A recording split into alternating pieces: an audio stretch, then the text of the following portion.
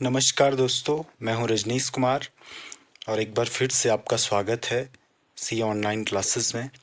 और आज हम भारतीय चुनाव आयोग के बारे में डिस्कस करेंगे कि भारतीय चुनाव आयोग किस तरह से बना और भारतीय चुनाव आयोग के कार्य क्या हैं। तो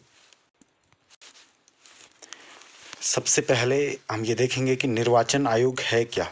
तो भारतीय निर्वाचन आयोग, जिसे चुनाव आयोग के नाम से भी जाना जाता है, एक स्वायत्त संवैधानिक निकाय है जो भारत में संघ और राज्य चुनाव प्रक्रियाओं का संचालन करता है। मतलब ये अपने आप में एक स्वतंत्र संस्था है और जो भारत में सभी राज्य स्तर पर होने वाले चुनाव या संघीय स्तर पर होने वाले चुनावों को देखता है, करवाता है। यह देश की लोकसभा, राज्यसभा, राज्य विधानसभाओं, राष्ट्रपति और उपराष्ट्रपति के चुनावों का संचालन करता है। तो ये सभी तरह के चुनावों का संचालन करता है हमारा चुनाव आयोग। भारतीय संविधान का भाग 15 चुनाव आयोग से संबंधित है। तो भारतीय संविधान के भाग 15 में चुनाव आयोग के बारे में लिखा गया है, जिसमें चुनावों के संचालन के लिए एक आयोग की स्थापना करने की बात कही गई है। चुनाव आयोग की स्थापना 25 जनवरी 1950 को संविधान के अनुसार की गई थी और संविधान के अनुच्छेद 324 से 329 तक चुनाव आयोग और सदस्यों की शक्ति, कार्यकाल, पात्रता आदि के बारे में लिखा गया है। तो संविधान में चुनाव आयोग से संबंधित जो अनुच्छेद हैं, उनमें किस अनुच्छेद में क्या लिखा गया है ये देखते हैं। 324 है जो अनुच्छेद, उसमें चुनाव आयोग के चुनावों के निहित दायित्व, अधीक्षण, निर्देशन और नियंत्रण के बारे में लिखा गया है। 325 में धर्म, जाति या लिंग के आधार पर किसी भी व्यक्ति विशेष को मतदाता सूची में शामिल न करने और इनके आधार पर मतदान के लिए अयोग्य नहीं ठहराने का प्राविधान किया गया है। लोकसभा एवं 326 में लोकसभा एवं प्रत्येक राज्य की विधानसभा के लिए निर्वाचन वयस्क मताधिकार के आधार पर होगा। ये 326 में वयस्क मताधिकार के बारे में लिखा गया है। 327 में विधायिकी द्वारा चुनाव के संबंध में संसद में कानून बनाने की शक्ति के बारे में लिखा गया है। 328 में किसी राज्य के विधानमंडल को इसके चुनाव के लिए कानून बनाने की शक्ति देने के बारे में लिखा गया है। और 329 में चुनाव मामलों में अदालतों द्वारा हस्तक्षेप करने के लिए बार की व्यवस्था के बारे में लिखा गया है।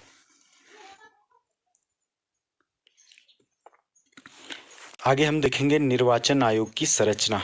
तो निर्वाचन आयोग में मूल तो केवल एक चुनाव आयुक्त का प्राविधान था।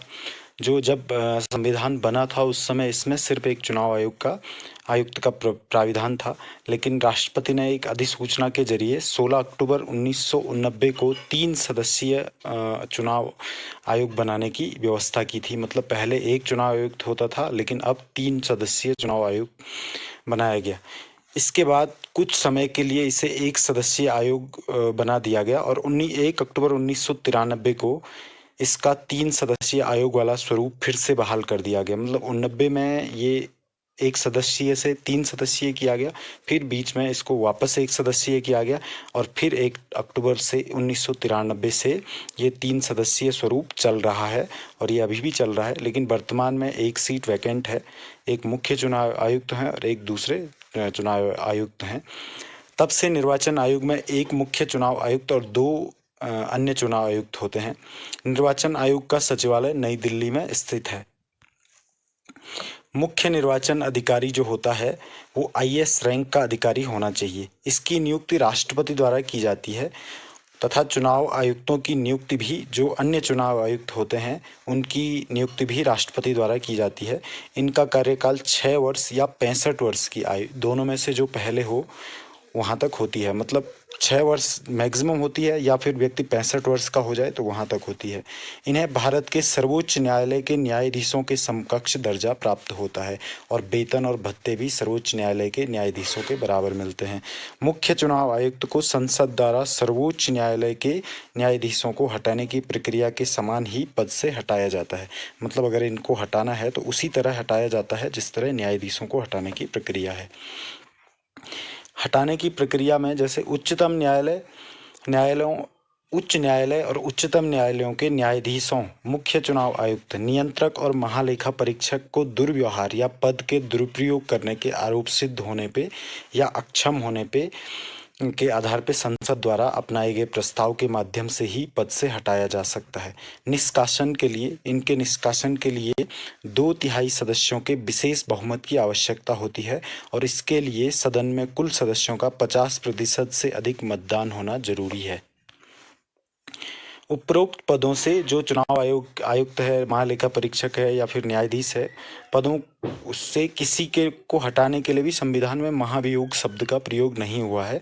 महाभियोग शब्द का प्रयोग सिर्फ राष्ट्रपति को हटाने के लिए किया जाता है, जिसके लिए संसद के दोनों सदनों में उपस्थित सदस्यों की कुल संख्या के 2/3 सदस्यों के विशेष बहुमत की आवश्यकता होती है और यह प्रक्रिया किसी अन्य मामले से नहीं अपनाई जा सकती है। मतलब महाभियोग जो राष्ट्रपति पे लगाया जाता है वो सिर्फ इसी प्रक्रिया से हो सकता है जो कि यहाँ पे कहा गया है।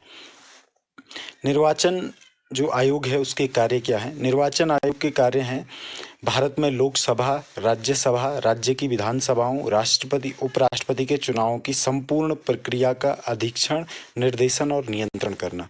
इसका सबसे महत्वपूर्ण कार्य है आम चुनाव या उपचुनाव कराने के लिए समय समय पर चुनाव कार्यक्रमों को तय करना। यह जो निर्वाचन नामावली है, वोटर लिस्ट है, उसको भी तैयार करता है। मतदाता पहचान पत्र जारी करता है। यह मतदान एवं मतगणना केंद्रों के लिए स्थान, मतदाताओं के लिए मतदान केंद्र तय करना, मतदान एवं मतगणना के लिए केंद्र और सभी प्रकार की आवश्यक व्यवस्थाएं और अन्य संबद्ध कार्यों का प्रबंधन भी करता है। यह राजनीतिक दलों को मान्यता प्रदान करता है, उनसे संबंधित विवादों को निपटाने के साथ साथ उन्हें चुनाव चिन्ह आवंटित भी करता है। निर्वाचन आयोग का एक कार्य ये भी है कि निर्वाचन के बाद अयोग्य ठहराए जाने के मामले में आयोग के पास संसद और राज्य विधानसभाओं के सदस्यों की बैठक हेतु सलाहकार क्षेत्राधिकार भी है। यह राजनीतिक दलों और उम्मीदवारों के लिए चुनाव में आदर्श आचार संहिता जारी करता है ताकि कोई अनुचित कार्य न करे या सत्ता में मौजूद लोगों द्वारा शक्तियों का दुरुपयोग न किया जाए। यह सभी राजनीतिक दलों के प्रति उम्मीदवार चुनाव अभियान खर्च की सीमा निर्धारित करता है और उनकी निगरानी भी करता है। निर्वाचन आयोग का महत्व क्या है? यह वर्ष 1952 से राष्ट्रीय स्तर पर चुनावों का सफलतापूर्वक संचालन करता आ रहा है और राजनीतिक दलों को अनुशासित करने का भी कार्य करता है। संविधान में निहित मूल्यों को मानता है, अर्थात चुनाव में समानता, निष्पक्षता, स्वतंत्रता स्थापित करता है। विश्वसनीयता, निष्पक्षता, पारदर्शिता, अखंडता, जवाबदेही, स्वायत्ता और कुशलता के उच्चतम स्तर के साथ चुनाव आयोजित संचालित मतदाता केंद्रित और मतदाता अनुकूल वातावरण की चुनावी प्रक्रिया में सभी पात्र नागरिकों की भागीदारी सुनिश्चित करता है। चुनावी प्रक्रिया में राजनीतिक दलों और सभी हितधारकों के साथ संलग्न रहता है।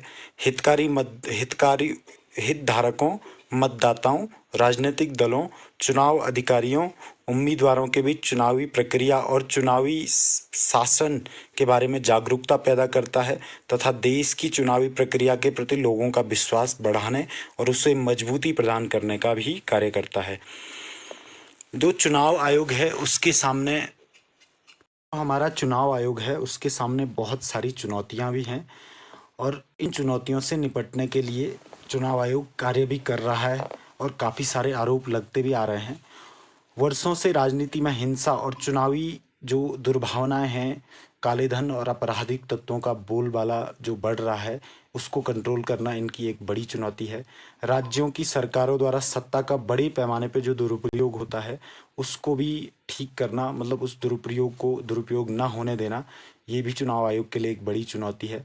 चुनाव के लिए सरकारी वाहनों तथा भवनों का उपयोग तथा निर्वाचन आयोग की आदर्श आचार संहिता का जो उल्लंघन होता है, उसको भी नियंत्रित करने का एक जो चुनौती है, ये इनके सामने है। निर्वाचन आयोग के पास राजनीतिक दलों को विनियमित करने के लिए पर्याप्त शक्तियां नहीं है, जो एक बड़ी जो कमजोरी है हमारे सिस्टम की। किसी राजनीतिक दल के आंतरिक लोकतंत्र और पार्टी के लिए वित्तीय विनियमन को सुनिश्चित करने की भी कोई शक्ति निर्वाचन आयोग के पास नहीं है। ये एक बहुत बड़ा फॉल्ट है जो कि राजनीतिक दलों के आंतरिक लोकतंत्र और पार्टी का वित्तीय विनियमन है, उसको सुनिश्चित करने की चुनाव आयोग के पास कोई भी पावर नहीं है। हालिया वर्षों में चुनाव आयोग की निष्पक्षता पर भी सवाल खड़े होने लगे हैं और यह धारणा जोर पकड़ रही है। मतलब जो ये चुनाव आयोग की विश्वसनीयता है उस पर काफ़ी लोगों को संदेह है। चुनाव आयोग कार्यपालिका के दबाव में काम कर रहा है, ये बड़े स्तर पे देखा गया है कई बार। मुख्य चुनाव आयुक्त और अन्य जो चुनाव आयुक्त होते हैं उनके संस्थागत कमियों में एक है और पारदर्शिता का न होना, क्योंकि इनका चयन मौजूदा सरकार की पसंद के आधार पर किया जाता है। मतलब जो हमारे मुख्य चुनाव आयुक्त हैं और अन्य चुनाव आयुक्त हैं, वो जो संस्थाएं हैं उनमें जो कमियां हैं उनमें पारदर्शिता नहीं ला पाते हैं, क्योंकि सरकार उनको अपॉइंट करती है। इसके अलावा ईवीएम में खराबी होना, ईवीएम में हैक होना, वोट दर्ज न होना, ये सारे आरोप भी लग रहे हैं, जो एक बहुत बड़ी समस्या है, बहुत बड़ी चुनौती है। वर्तमान में सत्ताधारी दल पक्ष के निचले स्तर पर नौकरशाही से मिलीभगत के खिलाफ सतर्क रहने की आयोग के सामने एक बड़ी चुनौती है। आयोग के जनादेश का समर्थन करने वाली प्रक्रियाओं को और अधिक कानूनी समर्थन प्राप्त करने की आवश्यकता है। नैतिकता सुनिश्चित करने के लिए आवश्यक है और सक्षम और योग्य व्यक्ति उच्च पदों का दायित्व संभालें, ये भी एक बड़ी चुनौती है। निर्वाचन आयोग की निष्पक्षता सुनिश्चित करने के लिए द्वितीय प्रशासनिक सुधार आयोग की रिपोर्ट की सिफारिशें की गई हैं कि लोकसभा अध्यक्ष, लोकसभा के विपक्ष के नेता, कानून मंत्री और राज्यसभा के उपाध्यक्ष के साथ प्रधानमंत्री की अध्यक्षता में बना कॉलेजियम मुख्य चुनाव आयुक्त और चुनाव आयुक्तों की नियुक्ति के लिए राष्ट्रपति के समक्ष नाम प्रस्तावित करे। तो ये बहुत सारी चुनौतियां हैं भारतीय चुनाव आयोग के सामने, और ये देखने वाली बात होगी कि भविष्य में इन पे किस तरह से कार्य होता है, क्योंकि धीरे धीरे भारत में जो चुनावी प्रक्रिया है उस पे लोग सवाल उठा रहे हैं। उसके प्रति जो निष्पक्षता है उसके प्रति लोगों को संदेह है, और ये चुनावी व्यवस्था के लिए अच्छी बात नहीं है। अब बात करेंगे भारत के जो मुख्य चुनाव आयुक्त होते हैं।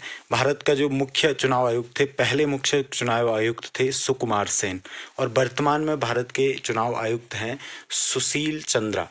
जो सुशील चंद्रा हैं वो 24वें इलेक्शन कमिश्नर हैं, और ये 13 अप्रैल 2021 से इन्होंने कार्यभार संभाला है। ये 1980 बैच के इंडियन रेवेन्यू सर्विसेज के अधिकारी हैं, और इससे पहले ये CBDT के भी अध्यक्ष रह चुके हैं, जो अपेक्स बॉडी है।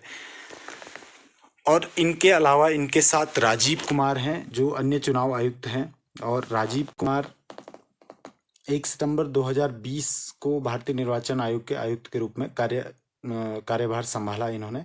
और ये 1984 के भारतीय प्रशासनिक सेवा इंडियन एडमिनिस्ट्रेटिव सर्विसेज के अधिकारी हैं, और ये सेवानिवृत्त अधिकारी हैं। तो और जो तीसरा पद है अन्य चुनाव आयुक्त का, तो वो अभी खाली है। तो दोस्तों, इस तरह के वीडियोस देखने के लिए हमारे चैनल को सब्सक्राइब करें, हमारे वीडियोस को लाइक करें, शेयर करें और कमेंट करें कि आपको हमारे वीडियोस कैसे लगते हैं। Thank you. जय हिंद, जय भारत।